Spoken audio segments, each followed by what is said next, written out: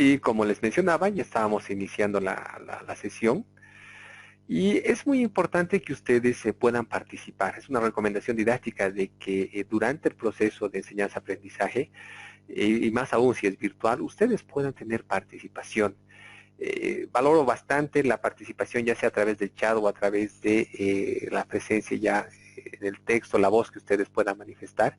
Entonces es muy importante, un diálogo monótono de solo mi persona no es un diálogo, ¿verdad? Es un monólogo, entonces es clave que ustedes puedan ir aportando, dando sus criterios, dando su experiencia o tal vez haciendo preguntas aclaratorias en lo que significa este módulo que, como les digo, es uno de los corazones de cualquier actividad preventiva en lo que significa salud y seguridad en el trabajo.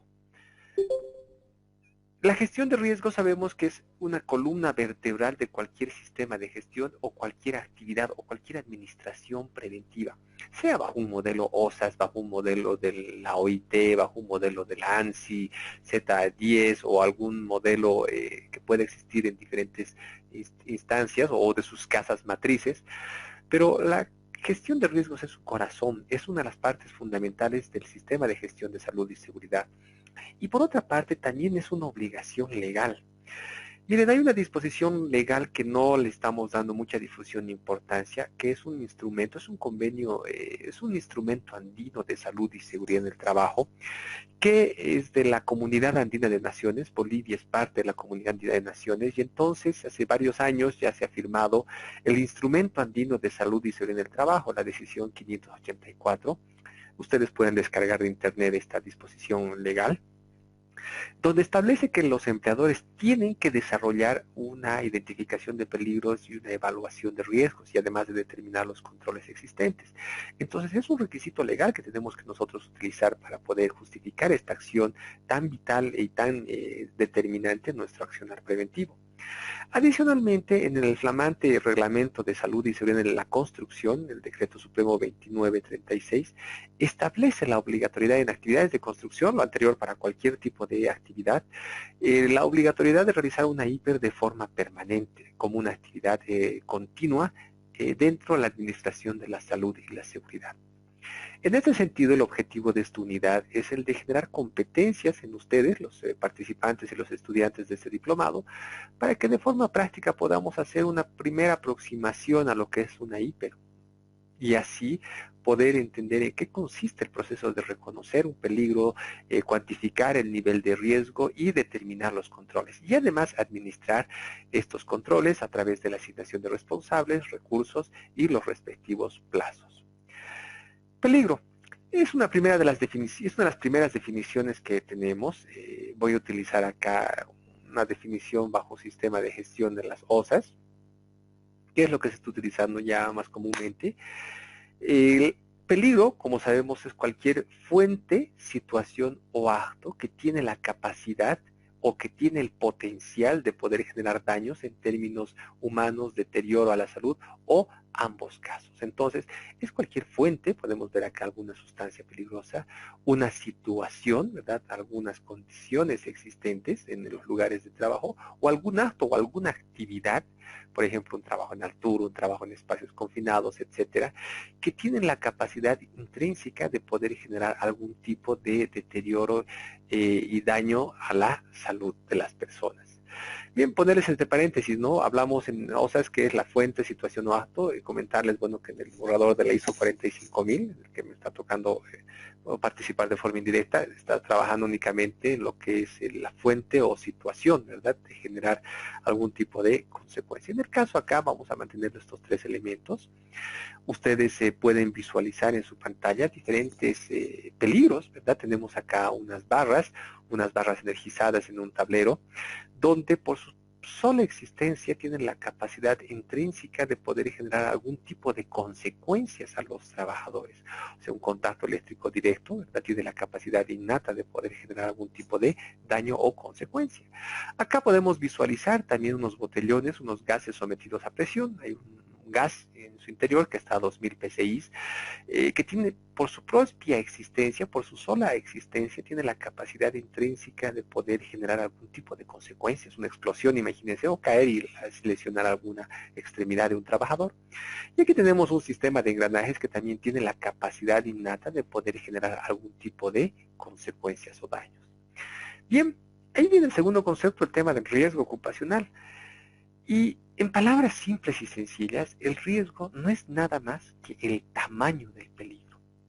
El riesgo es un escenario en el cual el peligro comienza a tener una determinada probabilidad de generar algún tipo de severidad o magnitud de consecuencia o daño en las personas. El riesgo no es nada más y nada menos que el tamaño del peligro, que este tamaño se cuantifica en función de dos parámetros, lo que es la probabilidad y lo que es la severidad. Ahora bien, un peligro puede tener un determinado nivel de riesgo. Es importante que exista esta palabra, que es la exposición. O sea, cuando un peligro comienza a tener una exposición ante alguna persona, entonces comienza a generarse un determinado grado de probabilidad de generar algún grado de consecuencias. Entonces, es fácil, el tema del peligro es cualquier fuente, situación o acto con capacidad de poder generar lesiones o daños, mientras que el riesgo es la cuantificación o el tamaño de ese peligro en función a dos parámetros, la probabilidad y la severidad. Y entonces los peligros se identifican, el riesgo se evalúa. El riesgo es un escenario abstracto donde están dos factores, la probabilidad y la severidad. Ahora bien, en este afán podemos encontrar decenas de formas de interpretación. Vamos a analizar tres que son las básicas.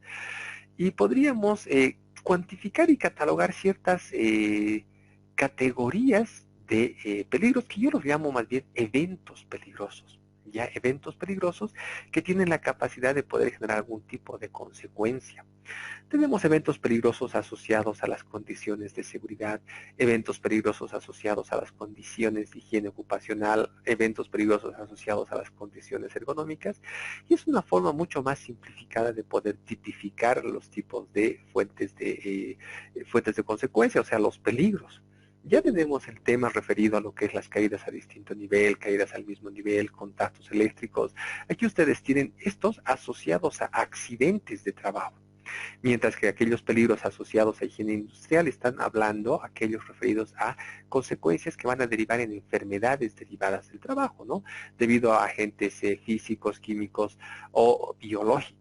Y el tema asociado a la parte ergonómica, ciertos peligros referidos a posturas inadecuadas, movimientos repetitivos, sobreesfuerzos físicos o mentales. Y entonces, para simplificar el trabajo, porque miren, podemos plantear de varias formas. Una primera y simple es poder clasificar y determinar los tipos de peligros en esta tabla que se les facilita. Ahora ustedes pueden trabajar de otra forma también, ¿no? Definiendo peligro respecto. Vamos aquí, me gustaría que podamos aclarar y trabajar esta nota. Tenemos acá, por ejemplo, lo que significa varias formas de entender, ¿ya? La forma, una que es un poco ya, que se está dejando de aplicar, que es un poquito obsoleta, no obsoleta, no puedo decir nada que sea obsoleta, ¿no? Pero es algo que se utilizaba antes, cuando todavía no estaban tan claros los criterios, es que, por ejemplo, se mencionaba peligro, el sistema de poleas, el riesgo, atrapamiento mecánico, peligro, trabajo en altura, riesgo, caída a distinto nivel. Miren, en realidad sabemos que el riesgo es un evento abstracto que está constituido por dos factores, la probabilidad y la severidad. Entonces, el riesgo es el tamaño del peligro, ¿ya? Ahora, otra forma que diríamos que es la más correcta, la más consistente, si ustedes quieren insistir en seguir haciendo esa división, ok, pero el nombre correcto, si el peligro es sistema de poleas, entonces hay que llamar como evento no deseado atrapamiento mecánico. Si el peligro es trabajo en altura, entonces el evento no deseado estaríamos mencionando que son las caídas a distinto nivel. Entonces, que sería mucho más consistente, pero si queremos simplificar y facilitar el proceso de trabajo de los que realmente aplican, que deberían ser los trabajadores y los supervisores de línea, podemos aún más simplificar y es como lo estamos enfocando en este módulo, ¿no? Hablar más rápido de categorías generales de peligro, ¿verdad? Atrapamientos mecánicos, caídas a distinto nivel, ya que como hemos visto el riesgo no es nada más ni nada menos que el tamaño del peligro. Pero como les digo, está de una forma mucho más simple y didáctica para que los trabajadores no se compliquen, porque a veces a nosotros los prevencionistas, mientras más categorías, más complejo es nuestro modelo, creemos que somos más hábiles, ¿verdad? O más diestros, pero más bien la práctica nos dice que, señores, hay que ser más simples y puntuales. ¿Por qué? Porque de nada sirve que solo seamos nosotros los que entendamos. Lo que realmente importa es que el trabajador entienda y que el trabajador aplique. De nada sirve que tengamos un modelo súper complejo y solamente lo entendemos nosotros. No, el trabajador y el supervisor en línea y los mandos medios son los que realmente tienen que entender y aplicar. Por eso en el mundo están muchos ya tendiendo a simplificar los modelos. Al principio nos ha encantado complicarnos con varios factores, subfactores, etcétera, pero más pasa el tiempo, maduran las empresas y están, y con el famoso efecto de la integración, aún simplificando más las cosas. ¿Ya? Bien, no sé si hay alguna pregunta o algún aporte hasta el momento o alguna aclaración que se requiera o alguna complementación de información. Le cedo la palabra, ¿no? Si no, voy a ir haciendo las preguntas de avance. Adelante. Ingeniero, una consulta. Cuando se hacen las matrices, bueno, cuando se elaboran las matrices Ujú. de riesgos, evidentemente hay diferentes metodologías, Sí. pero algunas de las matrices de riesgos colocan, bueno, en la primera columna colocan primero los peligros y luego lo colocan los riesgos, lo hacen de manera descriptiva. Ujú. Entonces, eh, existe en un momento, digamos, una confusión de lo que vendría a representar peligro y vendría, y bueno, el tema también de riesgo. Ujú. Entonces, he visto en varias tablas, por ejemplo, que, como nos indica acá, que por ejemplo el peligro, consideran, por ejemplo, como peligro el tema de caída a distintos niveles, uno de los temas, o al mismo nivel, y hay otras consideraciones, pero en algunos textos ese concepto lo consideran como riesgo. Exacto. Y Ujú. los peligros directamente, básicamente, hacen ya una descripción básicamente de la fuente o de la situación o condición de trabajo o Ujú. de actitudes. Entonces, eh, ahí, por ejemplo, surgen varias confusiones. Entonces, Sí. ¿cómo es que tendríamos que hacer para diferenciar para poder registrar estas matrices entre lo que realmente es peligro y lo que es riesgo? Listo. Ahora, por otro lado, hay una clasificación, por Ujú. ejemplo, eh, cuando, digamos, cuando se emplea esa matriz, por ejemplo, que nos ha mostrado con la Ujú. metodología esta colombiana, Ujú. igual, o sea, manejan este criterio, digamos, pero lo que veo es que generan, digamos, confusión. ¿Cómo es que tendríamos que diferenciar, digamos, entre un tema y otro? Ya, es un tema que, miren, ya tiene aproximadamente 20 años este tema, mire, desde la primera versión 2009-15. Y el tema de, miren, la primera vez que se habló del riesgo es el año 63, cuando William Fine, y eso es la segunda, porque la primera hay un militar estándar, te habla de la cuantificación de riesgo, probabilidad, severidad y frecuencia, hace mucho tiempo. El riesgo, Ujú, señores, no es nada más, Luis Alberto, que el tamaño del peligro. Todavía hay ujú, autores que mantienen el concepto de peligro, poleas, riesgo, no. Si tú quieres mantener, si tú quieres hacerlo de una forma más pura, ya, la ujú, forma más adecuada sería la del medio, la que tenemos acá. Peligro, ujú, sistema de poleas. Evento no ujú, deseado, atrapamiento. Esa es la forma más adecuada. Riesgo está mal, o sea, no, el riesgo es la definición te dice combinación de probabilidad y severidad, o sea, el riesgo es el tamaño del peligro. Si quieres mantener la matriz dividiendo aquello, entonces, sistema de poleas, peligro, evento no deseado, atrapamiento mecánico. Incluso si tú revisas las OSAS 18002, existe ahí una mezcla ujú, de elementos. Hay un anexo, el anexo A o el B, no recuerdo, ujú, donde mezcla, ¿verdad? Por ejemplo, peligro habla atrapamiento mecánico, incendio, trabajo en espacios. Hace una mezcla, ¿ya? ujú, Si tú quieres mantener esa segregación, ok, yo te recomiendo que apliques peligro, sistema de poleas, evento no deseado, atrapamiento mecánico. Y ahí tú vas a poder trabajar. Pero ¿qué pasa? En la práctica, tu trabajador se va a volver loco. No, no se va a volver loco, se va a complicar porque va a decir, ingeniero, ¿ahora qué veo? Lo que tú en la práctica ves, directamente lo que identificas y percibes son estos eventos peligrosos. Atrapamiento ujú. mecánico, caída a distinto nivel, contacto eléctrico, exposición al ruido. Entonces, en la práctica tú vas y vas a identificar, te comento, mira, a mí me toca trabajar con los dos, ¿ya? Cuando trabajaba con esta de acá, que es la forma mixta, llamemos, ¿qué es lo que tú ves en la práctica? Tú cuando identificas, ves esto y dices, a ver, ¿qué peligro hay? Ah, atrapamiento mecánico. ¿Qué hay? Caída al mismo nivel. ¿Qué más hay? Caída a distinto nivel. Y luego responde recién, ah, ya, mi evento peligroso es caída a distinto nivel. ¿Cuál es el peligro? Y vas para atrás. Ah, superficie a desnivel. Peligro, caída a distinto nivel. ¿Cuál es tu peligro? Tu fuente de riesgo o tu evento no deseado es caída a distinto nivel. ¿Cuál es tu peligro? Ah, trabajo en altura. ¿Te das cuenta? Un poquito te complica la vida, ¿ya? El de trabajar con estos dos. De forma práctica y simple, es, ok, evento peligroso, trabajo en altura, caída a distinto nivel, exposición a ruido, ejecución de post.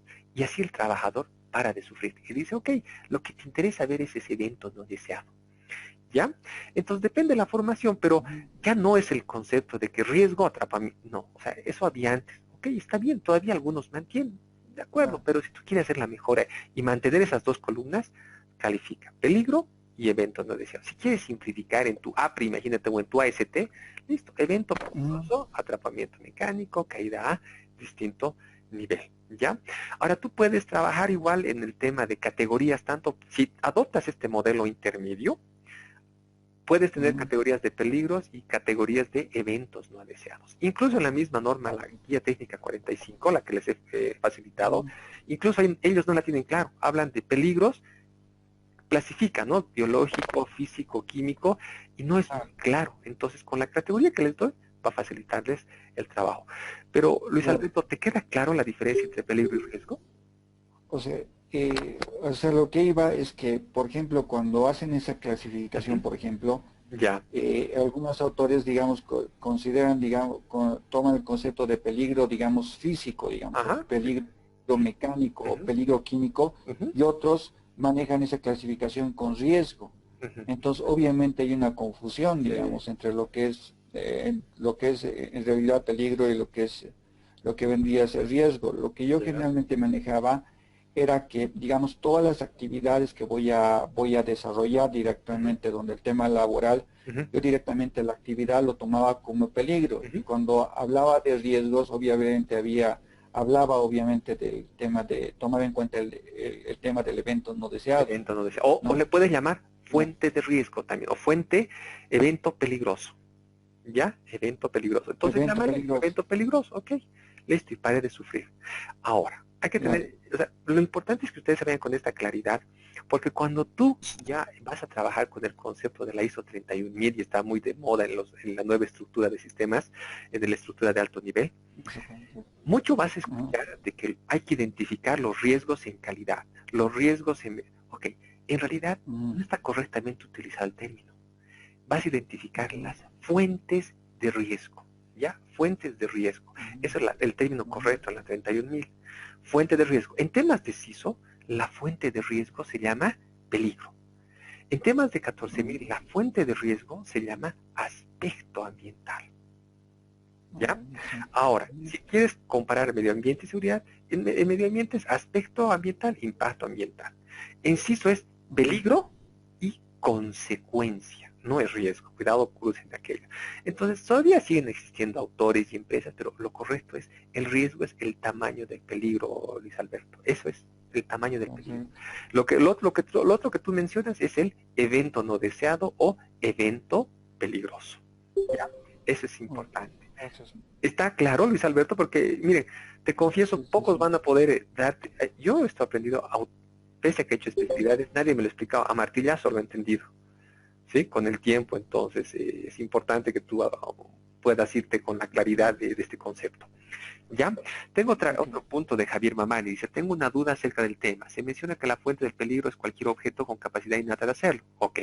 Sin embargo, piensas que no es real esta afirmación, puesto que estaríamos dándole una capacidad dinámica autónoma al objeto, algo que no es así. Creo que la fuente del peligro es directamente la acción humana. Está bien lo que tú mencionas, Javier. Justamente, para que un peligro comience a tener un nivel de riesgo, tiene que existir la palabra mágica que es exposición. Y ahí es donde justamente va a nacer el riesgo. ¿Ya? Eso es importante. Ahora, nos dice la definición fuente, situación o acto. Miren, con esos tres puedes clasificar muchas maneras. Fuente, gasolina, fuente, un material peligroso, gasolina.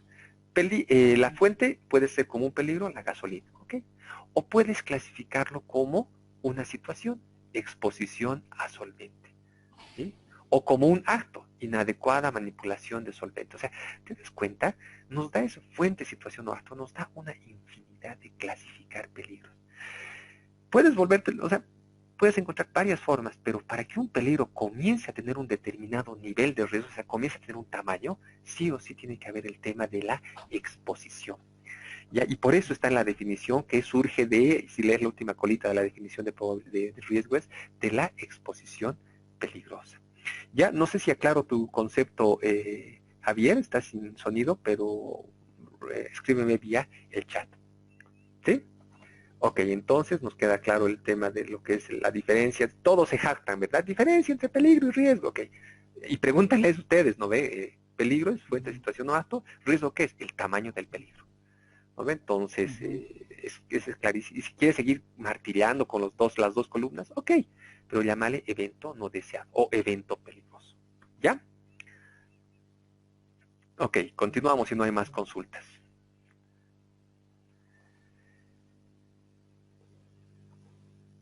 Bien, vamos a entrar ya a lo que significa el tema de la identificación de peligros y evaluación de riesgos. Miren, hay diferentes, este es el proceso hiper, ya todos lo han leído, me imagino en el material, tienes la identificación de peligros, estimas el riesgo. ¿Qué es estimar el riesgo? Es determinar la probabilidad, ¿sí? Y la severidad del riesgo que puede materializar este evento peligroso. Valorar es, en función de probabilidad y severidad, definir qué nivel de riesgo tiene. Listo. Y luego tienes tu lista de riesgos significativos. Ahora, en temas de evaluación de riesgos, tú puedes trabajar, hay muchos, miren, los prevencionistas y los ingenieros en seguridad nos hemos dedicado a enterrarnos en metodologías. Hay metodologías para todo, ¿sí? Para todo. Entonces, hay desde las cualitativas hasta las cuantitativas. Desde luego, mientras más, lo ideal sería tener cuantitativas, pero ojo, eso tiene mayor grado de profundidad, excelente, pero es mayor tiempo y costo. O sea, si tienes plata y tienes tiempo y tienes gente, ok, dale, ¿verdad? Pero normalmente estamos trabajando en unas que son de carácter semi-cuantitativo. Ahora, si eres una industria de alto riesgo, que tienes procesos y demás, vale la pena que inviertas en hacer necesariamente análisis cuantitativos, ¿ya? La cualitativa es algo muy general. Ustedes han debido ver lo que es un análisis preliminar de riesgos, un AST o TCA o como le llamen, cada empresa bautiza como quiere, ¿verdad? Su análisis preliminar de riesgos. Normalmente uno aplica metodologías cualitativas que son una primera aproximación. Ya tu matriz hiper, ya ahí donde hablas de puntuaciones y demás, lo que estamos viendo ahora es una metodología semi-cuantitativa. Y una cuantitativa es aquella que trabaja modelos de probabilidad o análisis o simulaciones de consecuencias. Hay softwares que te permiten aquellos. O por ejemplo, un estudio de carga de fuego ya es un análisis un poco cuantitativo respecto a un riesgo específico. ¿Ya?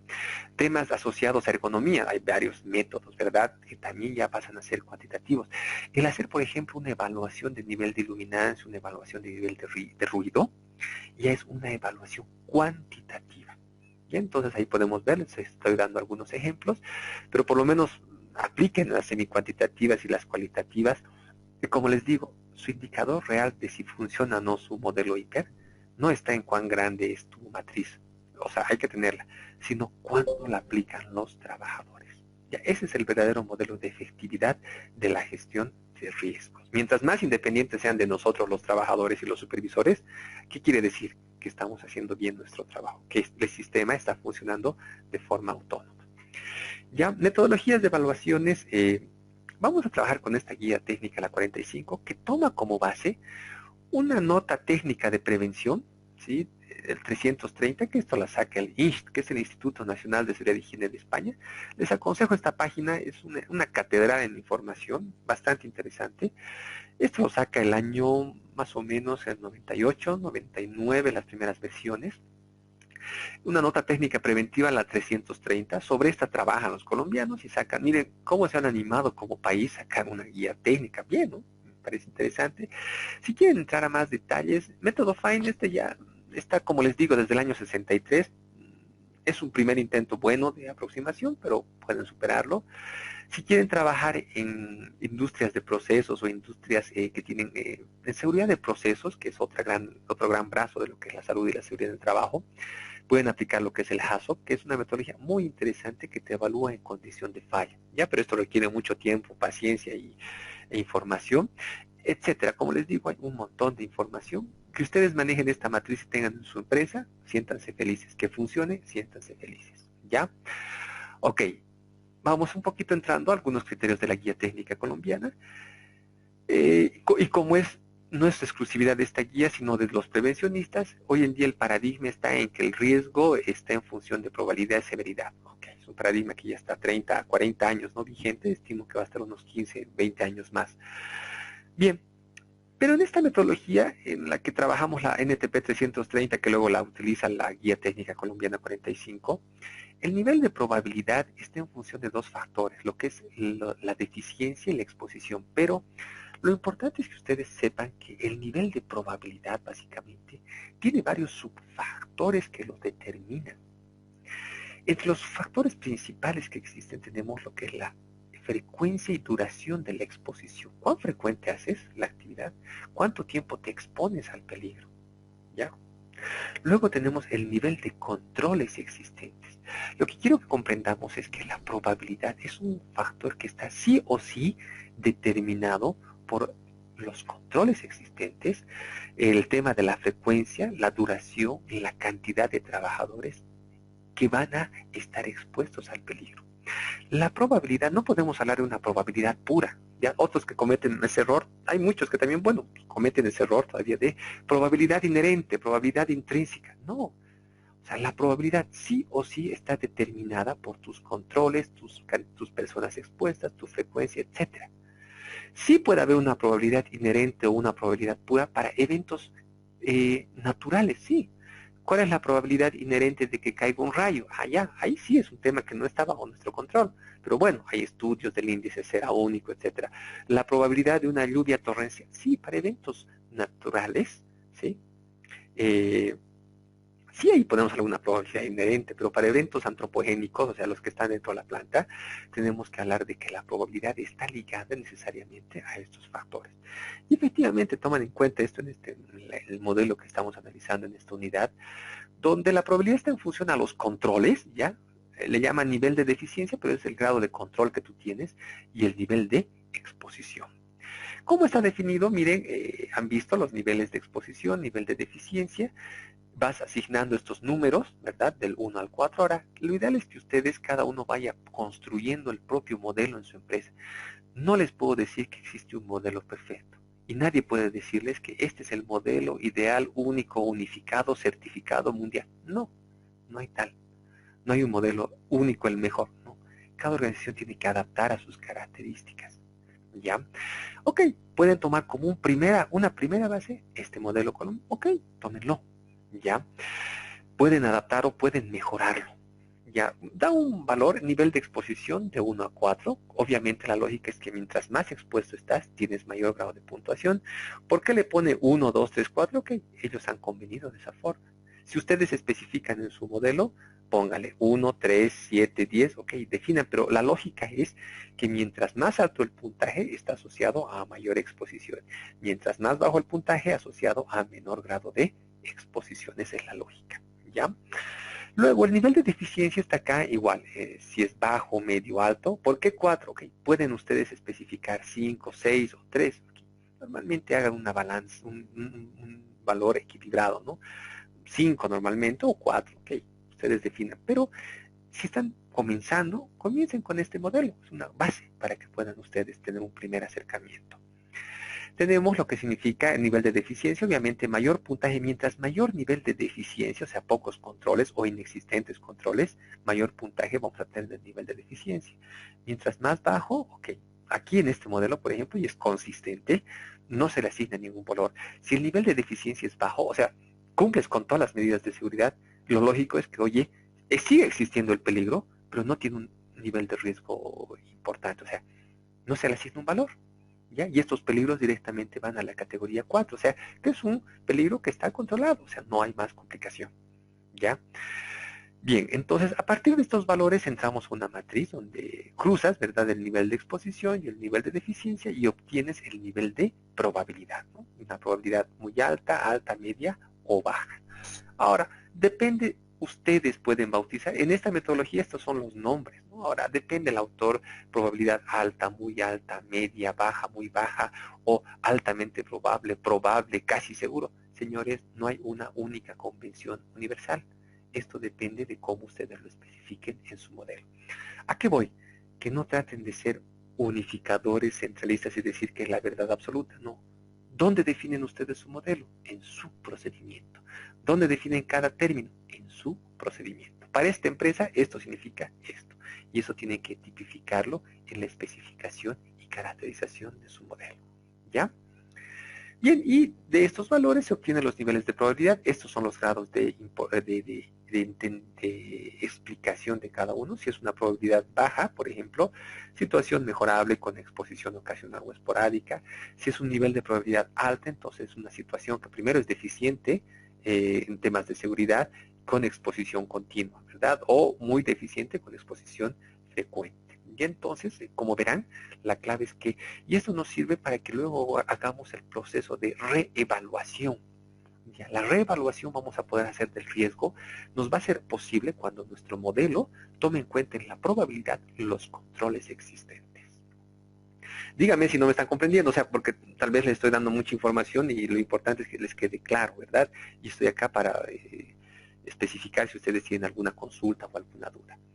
En el tema de consecuencias y severidad no hay mucho que hablar, o sea, catastrófico hasta un nivel de leve. Antes uno normalmente hacía, ¿no? La consecuencia es la suma de consecuencias humanas, consecuencias materiales, consecuencias reputacionales, ok. Pero lo mejor es tomar el máximo, ¿verdad? No un modelo aditivo, sino un modelo máximo. Tomar que te salen temas, y ojo, normalmente en temas de sistemas de gestión tenemos las consecuencias humanas, ¿no? Antes en el control de pérdidas tomábamos las consecuencias materiales también, ¿verdad? Si quieren pueden seguir manteniendo, pero siempre clasifiquen y tomen el valor de la consecuencia más alta. Si la consecuencia más alta es muerte y la consecuencia económica es, no sé, menos de $1000, entonces, ¿qué es lo que vale? La fatalidad, o sea, lo más crítico. Si tu consecuencia humana es primeros auxilios, pero tu consecuencia material es pérdida de $10,000, ok, toma la más alta, estos $10,000 y la categoría que corresponde. Pero normalmente comiencen con la evaluación a los daños y lesiones a las personas. ¿Ya? Y a partir de esto, tenemos probabilidad, tenemos severidad, entramos a esta matriz, ¿ya? Aquí tenemos lo que significaría el tema de los niveles de riesgo, ¿verdad? Clasifican en 4 categorías. Ojo, ustedes cuando construyan su propio modelo pueden tener más categorías. No hay una única forma de clasificar. Lo que sí tenemos que entender es que por este lado, donde hay más consecuencias y más probabilidad, por aquí están los riesgos críticos, los intolerables. Y por acá, donde hay poca probabilidad y pocas consecuencias, tenemos acá los valores con un menor nivel de riesgo, o sea, los riesgos aceptables. ¿Ya? En este modelo que estamos tomando como referencia para el curso, este es lo que describe la guía técnica colombiana, ¿verdad? Los riesgos que son no aceptables o los riesgos significativos, que antes se llamaban los riesgos no aceptables, son los amarillos y los rojos, ¿no? Los categoría 1 y los categoría 2, donde sí hay que tomar acciones. Las categorías 3 son acciones con mejora que podría existir en el futuro y la categoría 4 son aquellas que son hablemos de un riesgo tolerable o aceptable. ¿Quién define qué es rojo? ¿Quién define amarillo? La organización. Ustedes cuando especifiquen su modelo. Pero, para fines didácticos, para este curso, si quieren adoptar esta primera forma de metodología, la norma nos dice, esa guía técnica, en realidad que es guía, no es norma, es una guía técnica, nos habla de la categoría 1 y la categoría 2. Bien, vamos a ir viendo, está bien Claudia, voy a responder las preguntas que tienes en el momento del espacio que se dé, pero sigan anotando si tienen más consultas. Ahora bien, aquí entramos con el concepto ALARP, que es tan bajo como sea razonablemente practicable. Y la idea es que idealmente nosotros quisiéramos, ambicionamos como prevencionistas, que todos los riesgos estén controlados, ¿verdad? Y que a un nivel totalmente tolerable, pero Y entrando en el tema de gestión y de recursos, a nadie le sobran los recursos, ¿verdad? Ya las empresas que tenían plata antes ya están más limitadas por la coyuntura de la baja de los precios internacionales, ¿verdad? Todo está, y sabemos que lo primero que van a ajustarnos son a los prevencionistas. Tenemos que ser un poco, estos siguientes 10 años que vienen, tenemos que ser mucho más objetivos e irnos a la eficiencia, o sea, pensar controles que realmente nos van a agregar valor y trabajar este concepto que es tan bajo como sea razonablemente practicable. O sea, nosotros ambicionaríamos que todos nuestros ambientes cuenten con sprinklers y con bocas de incendio equipadas, clase 2, ¿verdad? Ok. Pero realmente es exigible legalmente y tenemos el presupuesto y es justificable. Ok, dependiendo, ¿verdad? Si estás en un ambiente crítico, sí, tal vez corresponda. En otro ambiente que es poco frecuente y solo están 3 personas y tiene un poco nivel de probabilidad del riesgo de incendio, ok, tal vez bastará solamente con extintores. A eso va. O sea, trabajar en el concepto tan bajo como sea razonablemente practicable. ¿Ya? Ya no es, era antes aceptable, pero ahora es tan bajo como sea razonablemente practicable. Y aquí está este concepto, y esto es el criterio, el nivel de significancia. O sea, vamos a concentrarnos, vamos a dar nuestros esfuerzos en los rojos y en los amarillos, y vamos a bajarlos hasta tan bajo como sea razonablemente practicable. ¿Ya?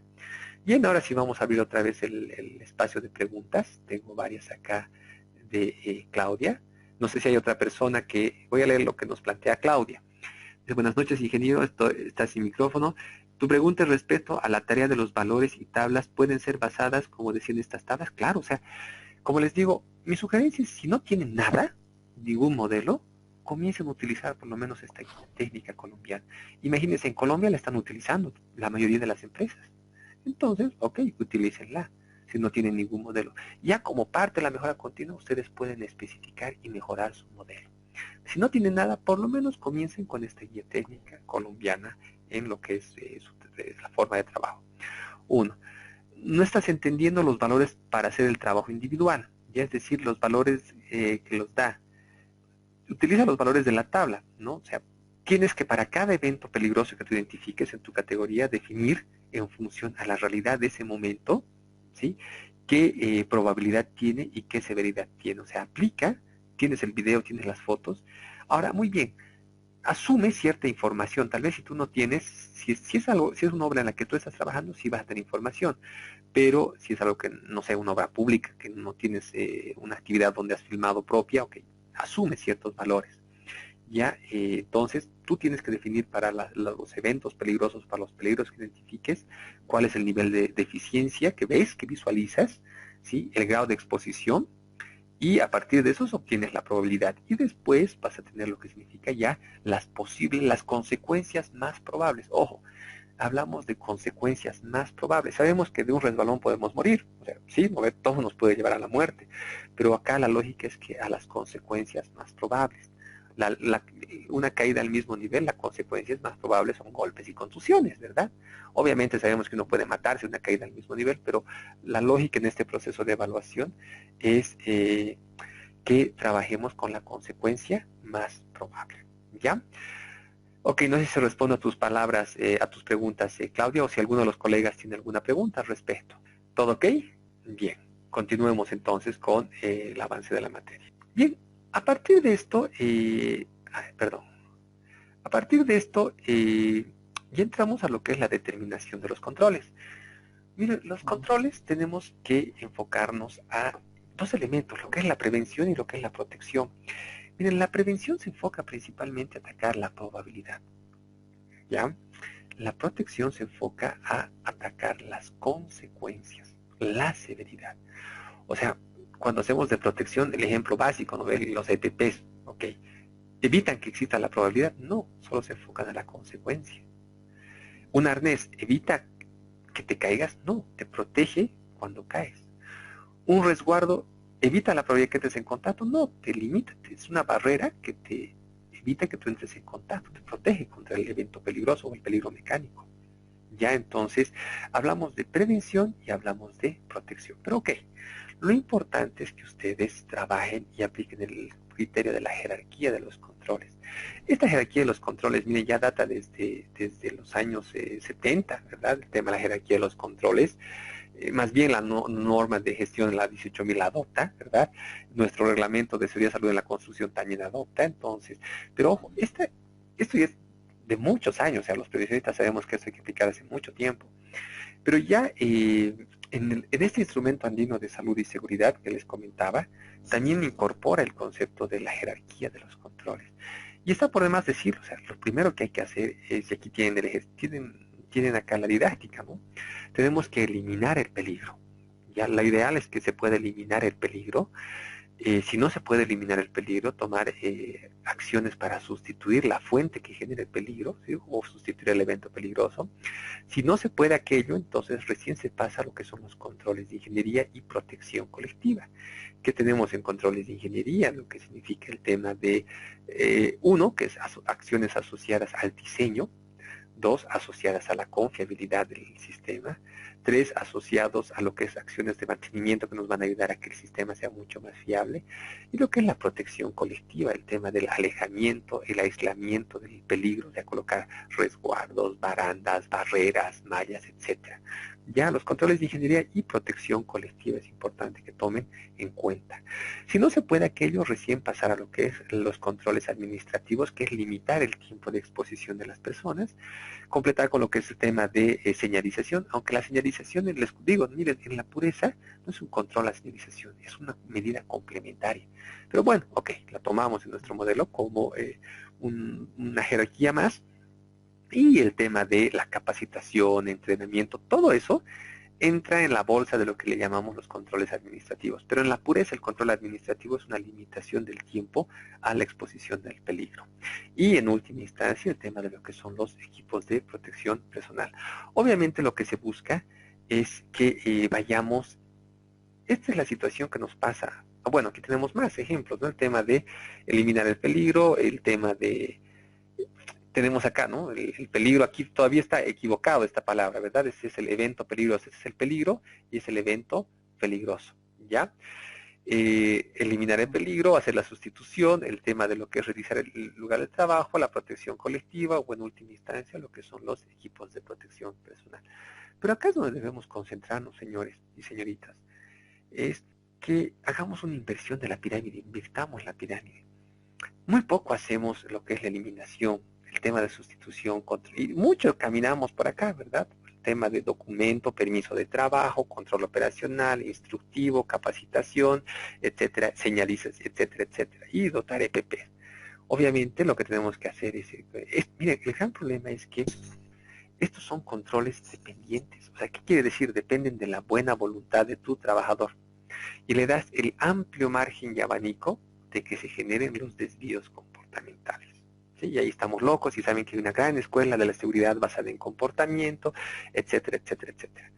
Entonces lo que buscamos ahora es dar la vuelta a la pirámide y trabajar en controles que sean autónomos, o sea, APT, a prueba de todo, ¿verdad? Bueno, por no aplicar otro término. Tienen que ser controles independientes de las personas. O sea, que ya no dependen de las personas porque van a ser de esta forma autónomas. Y ahí miren, vamos a disminuir gran parte de los desvíos comportamentales, ¿verdad?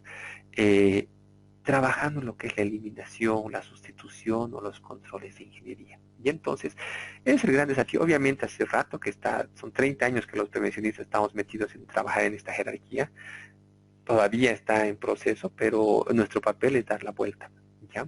Y los que están trabajando mucho con empresas que están con OSAS y hemos trabajado bastante en aquello, adelantarles que en la 45.000, la ISO 45.000, otro de los compromisos de la política va a ser aplicar la jerarquía de los controles, ¿no? Entonces es un tema que va a venir con mucha más fuerza.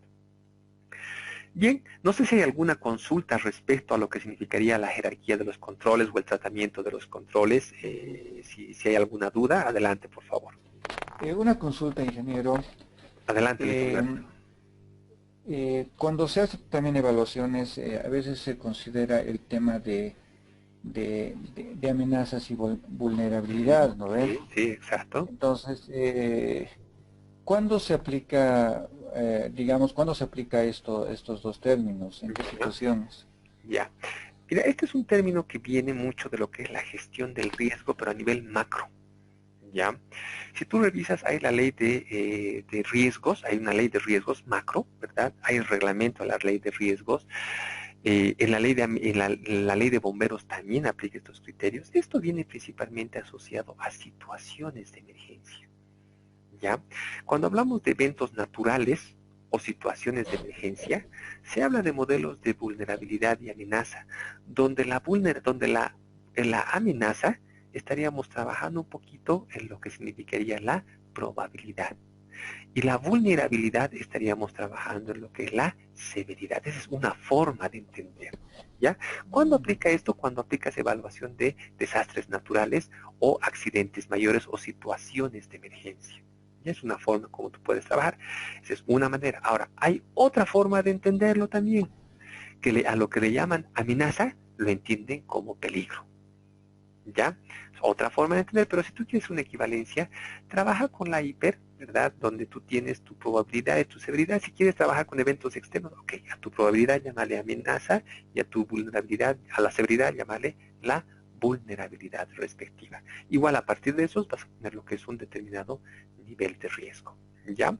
Eso En es lo el que tema podría de explicar. amenazas, sí, sí, en el tema de, digamos, de amenazas, se podría, digamos, considerar, digamos, el tema digamos, del comportamiento de las personas Ya, mira, dentro de la amenaza. el peligro, tú puedes trabajar, se dice, mira, fuente, situación o Ya, acto. ¿Ya? Entonces es la nueva correcto. variante que te trae la OSA 18000 de la versión 2007. Ujú. El comportamiento puede ser una fuente de peligro. Una categoría que tú puedes aumentar a tu lista maestra de peligros es desvío comportamental. Entonces el desvío comportamental puedes asociar como una categoría de peligro. Esa es una forma de trabajar. Pero mira, en la 45000, que ya va a salir el 2018 y ya el borrador ya está, el primer DIS ya está trabajando. Incluso, bueno, me toca dar una capacitación la siguiente semana en este nuevo en esa nueva norma. La definición de peligro ha quitado acto. Es fuente o situación con capacidad de generar daño. Se ha quitado la palabra acto. Algo nos dice por ahí de que, ok, o sea, el acto es en realidad es un factor que va a ocasionar que el peligro comience a tener un determinado nivel de riesgo. Respondo a tu pregunta, Luis Alberto. Sí, sí, ingeniero, gracias. Ok, bien, no sé si hay algunas otras consultas que ustedes tengan o respecto a lo que es la jerarquía de los controles. Hola, ingeniero, buenas noches. No sé si me escucha, Efraín le habla. Adelante, Fey, te escucho muy bien. Ingeniero, una consulta. En el tema ya cuando se está elaborando las matrices de riesgos, las HIPER en este caso, Uh -huh. la jerarquía de controles tiene que ir en el orden que está establecido según la jerarquía, o puede ir en cualquier orden, se podría decir. Ya, mira, hay dos momentos, cuando tú haces tu hiper, hay dos momentos clave en los que tienes que tomar en cuenta tus controles. Primero, la primera es antes de la evaluación, ¿sí? Cuando tú determinas qué controles existentes tienes.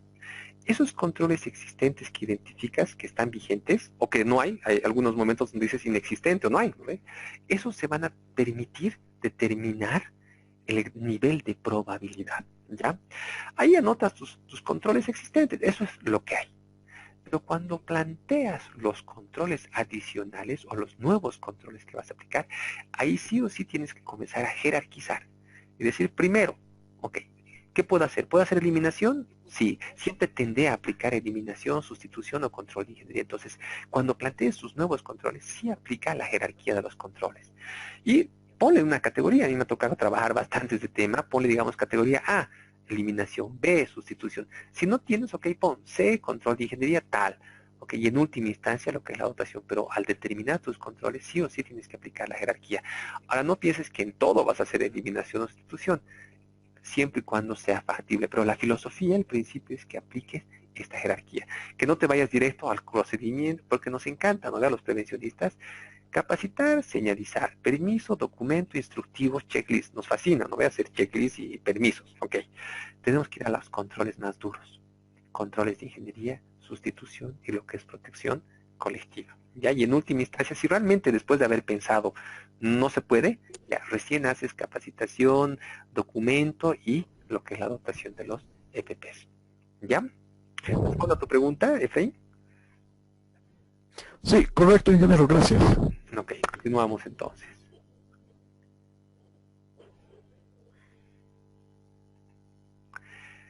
Bien, hablamos de la gestión de riesgos, ¿verdad? La gestión de riesgos ya la hemos visto. O sea, algo que es importante que podemos trabajar es establecer, esto se copia del modelo de la ISO 31000, que esto copia de un modelo australiano. La ISO 31000 nace de un modelo australiano que muchos ya lo hemos trabajado. O sea, mire, para nosotros los prevencionistas no es nada nuevo la gestión de riesgo.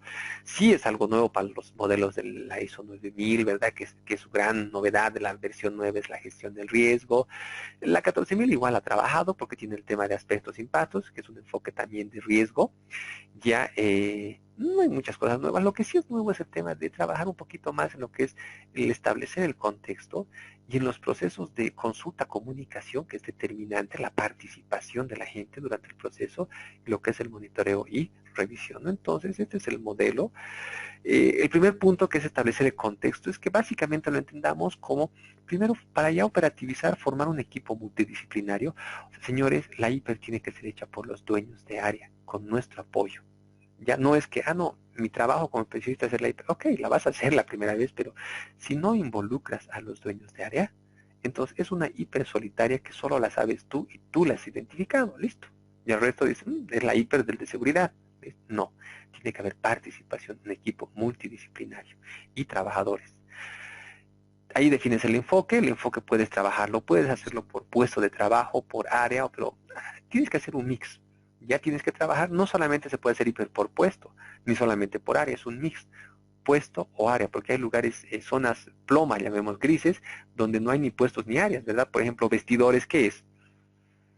¿Hay puesto de trabajo? No, es un área común, ¿verdad? Ok, listo. Los pasillos, ¿qué es? Entonces, me dejo entender, o sea, no solo piensen que es por puesto y también por área, es un mix que tienen que trabajar para cubrir todo el espectro. Tienen que definir su metodología, en este caso estamos adoptando la metodología de la colombiana, y la planilla de trabajo, que esta es una planilla básica, pero lo importante es que ustedes trabajen en actividad, lugar, equipo, la categoría de peligro. Si quieren, aumenten acá el evento no deseado o el evento peligroso, pero listo, con eso estamos ya como un primer paso. La causa, esto es clave, que describan las causas que originen que el peligro pueda materializarse. Y aquí vamos a hablar de las condiciones, las deficiencias en seguridad, actos, condiciones subestándares o fallas que pueden existir, las consecuencias más probables y los controles existentes. ¿Por qué? Porque miren, esta columna de consecuencias nos va a definir ¿qué? El nivel de severidad. Y los controles nos va a definir y va a determinar el nivel de deficiencia, y eso nos va a establecer el grado de probabilidad. Un ejemplo simple que ustedes tienen ahora en sus pantallas, un caso de una sierra circular, donde vemos ahí una sierra circular. ¿Cuál es el peligro? Atrapamiento mecánico, ¿verdad? Atrapamiento mecánico. Si quieren aumentar una columna de la fuente del peligro puro, llamaríamos la sierra circular, y el evento peligroso, atrapamiento mecánico, ¿no? Pero ojo, no es riesgo. El riesgo es el tamaño del peligro. Okay. Pare de sufrir y utilicemos esta columna. Categoría de peligro o evento peligroso, atrapamiento mecánico. Causa A. Ahí tenemos que concentrarnos en ver las deficiencias en seguridad. ¿Qué cosas faltan? No podemos hablar del peligro, ¿sí?, si es que no identificamos cuáles son las causas.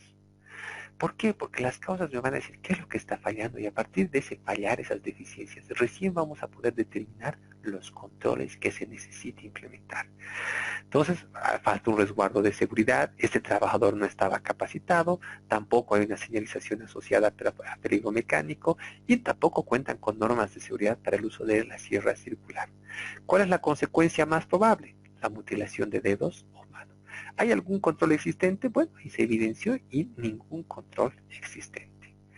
Bien, con estos valores se obtiene lo que significaría el nivel de exposición. Esto ya, ahora para sus ejercicios en su trabajo, Claudia, asuman valores en nivel de exposición, ¿verdad? O sea, si conoces la obra donde estás trabajando, ok, vas a saber más o menos. Si no, si es una obra, llamémosla prestada, que has visto en la calle porque no tienes, digamos, una obra, operación o proyecto, asume un valor. O sea, la idea es que tú te enfrentes y hagas una primera corrida. El nivel de deficiencia nos lo vamos a determinar en función de las causas. Y el nivel de probabilidad en función de estos dos, no se olviden que hay una submatriz que nivel de exposición, nivel de deficiencia, nos define el nivel de probabilidad, y el nivel de severidad tiene que ser consistente ¿con qué? Con las consecuencias más probables. Cuidado, pongas aquí consecuencia muerte, y en nivel de consecuencia pongas 10, ¿no? No, o aquí pongas primeros auxilios, y aquí en nivel de severidad pongas 100. O sea, tiene que haber la consistencia. Y en función de esos valores se determina lo que es el nivel de riesgo. Tenemos más ejemplos, acá no voy a entrar al detalle, pero me gustaría trabajar este de acá, donde, miren, hay situaciones donde, por ejemplo, hay el peligro, hay la exposición a radiación, en este caso no ionizante, la radiación UV, y la infrarroja, ¿verdad? La UV principalmente, donde el trabajador cuenta con todos sus equipos, tiene las gafas de seguridad transparentes por dentro, tiene el yelmo, ¿verdad? Tiene el filtro, un filtro específico en función a la corriente que utiliza el electrodo. Entonces, hay controles, ya están los controles existentes, y entonces cuando hemos visto en la tablita que ya hay controles y el nivel de deficiencia es bajo, o sea, hay bastantes controles para ese peligro, ojo, para ese peligro, entonces directamente ya se clasifica como un riesgo aceptable y está controlado, ¿ya? Otro ejemplo que es didáctico para que podamos comparar ambas situaciones es el que ustedes tienen en su pantalla, donde tenemos lo que es un trabajador que está haciendo una actividad en altura, un trabajo en altura, sin protección, y uno que está haciendo un trabajo en altura con toda la protección. Miren, para este caso, el nivel, las causas, las deficiencias de no tener arnés, no tener un permiso de trabajo, no estar capacitado, ¿sí? Me genera un grado de deficiencia crítico y un nivel de probabilidad alto. Y obviamente las consecuencias en ambos es una fatalidad. Pero en este caso, cuando tienes tus líneas de vidas dobles, una donde estás descendiendo y otra donde estás, la que realmente te va a salvar, el permiso de trabajo, la capacitación, etcétera, etcétera, entonces fíjense, hace que el nivel de deficiencia sea bajo. O sea, tienes buenas condiciones de seguridad y por tanto el riesgo está aceptable o es controlado. ¿Un peligro intrínseco hay? Sí, en ambos casos. El peligro de caída de distinto nivel, pero en el caso primero es un riesgo no aceptable porque no hay buenos controles, y en el segundo caso es un riesgo aceptable porque hay controles implementados. ¿Ya? Me limito a estos dos ejemplos para que vean que la metodología, esta o la que ustedes diseñen, tiene que responder a ambas circunstancias. Para el mismo peligro, cuando está controlado, tiene que salir como aceptable, y cuando no está controlado, tiene que salir como un peligro crítico o un peligro intolerable.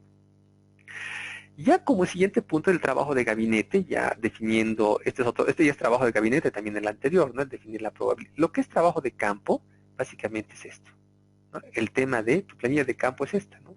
Tu categoría de peligro, la causa, la consecuencia y los controles existentes. Y el trabajo de gabinete va en lo que es, esto es el riesgo, fíjense. El riesgo es esto, determinar el riesgo es saber la probabilidad, saber las consecuencias. Si estás evaluando aquí el nivel de riesgo. Y el siguiente trabajo de campo es determinar los controles, ¿sí? Los plazos, los responsables y los recursos. En el trabajo está claro, ¿no? Para aquellos que sean no aceptables, los rojos y los amarillos, hay que colocar los controles propuestos adicionales. Y aquí sí hay que aplicar lo que es la jerarquía de los controles, sí o sí. Primero, piensa bastante en tratar de colocar los controles de eliminación. Si no se puede eliminación, sustitución. Si no se puede, controles de ingeniería, hasta agotar la opción. Si ya no puedes más, ok, recién va el tema de controles administrativos, señalización y demás. Y aquí está el primero, que es, fíjense, control de ingeniería, o sea, el tema de colocar o una protección colectiva, un resguardo. Y luego vas por tema de, después de esto, capacitar, señalizar, desarrollar la norma, etcétera, etcétera, ¿no? La clave es, como les digo, colocar primero controles duros. Y obviamente la causa tiene que ser el que defina los controles propuestos. O dicho de otra forma, los controles propuestos van a dar respuesta y van a atacar ¿qué? Las causas. Y definimos quién es el responsable, los recursos y los plazos, ¿no? Y esto es un mini programa de gestión de los riesgos ocupacionales. Aquí podemos ver, aquí solamente su trabajo tiene que hacer 12 identificaciones de peligros, ¿verdad? De su trabajo, y ahí ustedes verán cuáles van a salir los no aceptables. Para esos no aceptables hay que hacer la segunda tablita, que es determinar los controles propuestos adicionales, los responsables, los recursos y los plazos. Ya estos valores ficticios, ¿okay? O sea, es una manera didáctica o de ejemplificación. No sé si hay alguna consulta, algún aporte o alguna inquietud que ustedes tengan para que podamos compartir en este foro. ¿Queda todo claro? Claudia, ¿está Claudia? Creo que ya está Claudia. Tenemos dos Claudias, Claudia Carolina o Claudia Gutiérrez. ¿Está claro el concepto, cómo hay que hacer el trabajo? Aquí tenemos una, José. A nosotros ya le hemos respondido, José. Claudia me dice acá, está sin micrófono, respecto a la teoría de los valores también hemos respondido. Claudia nos dice que está conforme con la respuesta. De acuerdo. Bien, no se olviden que es importante participar en el foro. Tenemos distintos grupos, es el mismo tema, pero es clave que ustedes interactúen, busquen información en la red para que puedan ustedes compartir los diferentes links. Es clave que nombren un líder de grupo y él define y me comunique, ¿no? Guido, estos son los 2 links conclusivos que tenemos como grupo, ¿no? Entonces, es clave que den esa comunicación formal para que yo pueda hacer la evaluación respectiva. Luego, su trabajo individual, sobre la actividad que han identificado en su primer trabajo, hagan una hiper donde identifiquen 12 filas. Ahí está, les he pasado la planilla en Word. Traten de colocar la foto, obviamente que no sea pesado, o vuelvan un PDF para que no sea tan pesado en la plataforma. Tienen que identificar 12 peligros, hacer toda la tabla, y para los no aceptables, los que salgan como no aceptables, llenar la segunda tablita. Y ahora procedemos a hacer la lista de asistencia. Bien, agradecerles por la participación. En SEMTIC estamos preocupados por darles los servicios con calidad en el diplomado para que ustedes puedan generar competencias. La preocupación principal es que generen competencias. Tenemos un foro de preguntas para el facilitador, que ustedes también pueden hacer alguna que tengan durante la realización de su trabajo individual o durante la revisión del módulo. Agradecerles por su tiempo. Y bueno, entonces demos los últimos detalles a lo que significa su trabajo individual, prepararnos para la evaluación. Agradecerles nuevamente por su tiempo y decirles que, ok, para cualquier servicio o cualquier pregunta que ustedes tengan, está el foro específico para las preguntas al docente. Muchas gracias y que tengan muy buenas noches.